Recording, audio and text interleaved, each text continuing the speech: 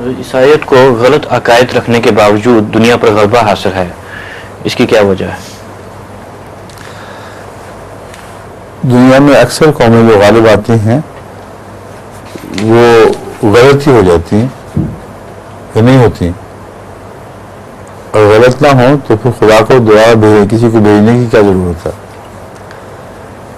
رسول اللہ صلی اللہ علیہ وسلم سے پہلے جتنے مذاہب تھے انہیں کو غلبہ تھا دنیا پر، کوئی بھی سچا نہیں تھا. تو یہ اچنبے کی بات تو نہیں آپ بتا رہے، یہ دستور ہے کہ قومیں غلبہ پاتی ہیں، دنیاوی غلبہ، اور مذہب بگڑنے کے بعد بھی غلبہ پاتی ہیں.